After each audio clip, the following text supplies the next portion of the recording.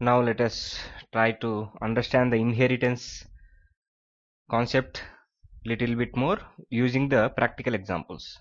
So this is the basic syntax. We will be creating a class base and class derived this colon symbol and access specifier. Access specifier means how we are accessing the base class, like public, protected or private, and the name of the base class.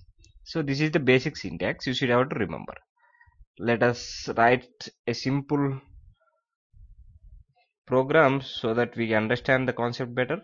So for this include IOStream and using namespace std. This namespace will be discussed in a separate sections. And now let us declare a class class called shape and open the flower brackets, close the flower brackets. Inside that, first should be visibility section. Let us create a protected and colon and float width and height. We are creating two variables, width and height, of type float. And now let us declare public section inside it, public, and let us create a functions void set. This function will just set the data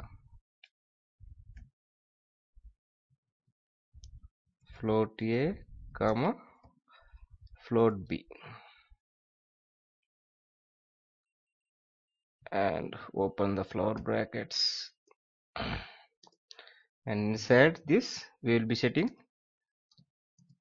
width is equal to a and height is equal to b. So protected visibility section is protected to these data types. So this protected data type cannot be visible to the object directly, but we can inherit it and create the object, we can access it. Now we have created a base class. Let us now create two inherited class based on this base class. So let us create a class which is rectangle and what is the syntax? See here, we should have to access specifier. So for now we will be giving public to understand it. Next we will be seeing the another options further in our further section. Public access specifier is public, so this inherited class is a access specifier public of the base class shape. And flower brackets. Now inside this let us write public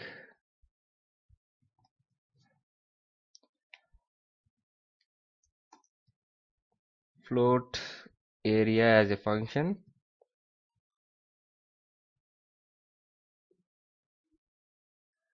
and inside this function we will just write return the area is width into height.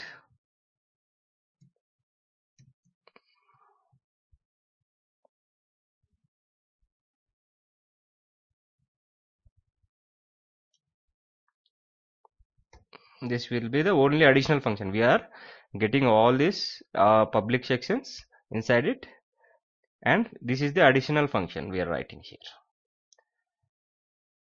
So we have successfully created one class. Let us inherit one more class. Like this we can inherit n number of classes from the base class, or if we required we can inherit from the rectangle class also. First let us inherit from this only. Now write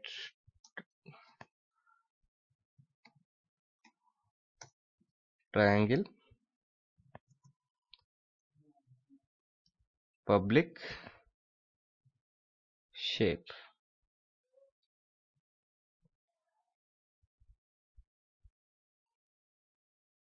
And this, inside this, let us declare some variables. Public. Now float area. So what is the area of triangle? Area of triangle is written, let us say, width multiplication of height divided by 2.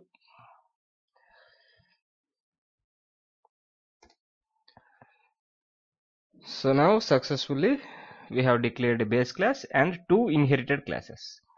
Now let us start the main programming. Main program start with int main, as we know, and inside this let us create an object for the inherited classes rectangle and triangle. So for this let us write rectangle rect.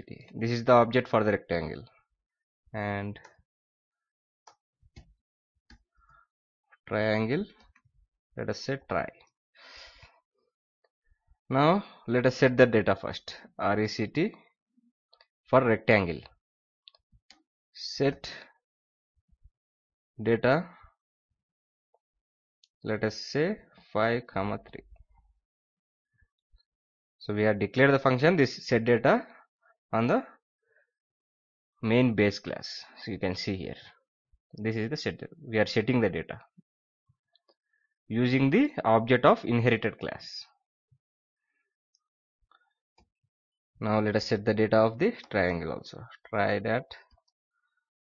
Set data, let us give like 4, 2, width and height, or let us give the same 5, 3.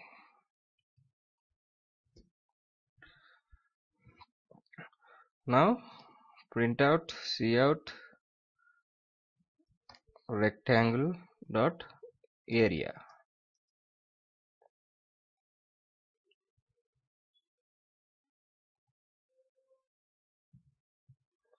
ndl, and let us try dot area. We are calling the functions which we have written. Not required. So that's it. Let us write return 0. Let us first build it.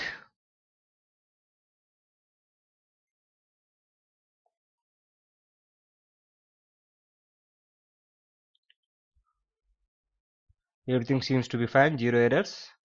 Now let us run it. So the area of the rectangle is 15 and the area of the triangle is 7.5. So this is how we will write a base class and the inherited classes and access the data or functions inside the classes. Hope you understood. Be practicing. Meet you in the next video.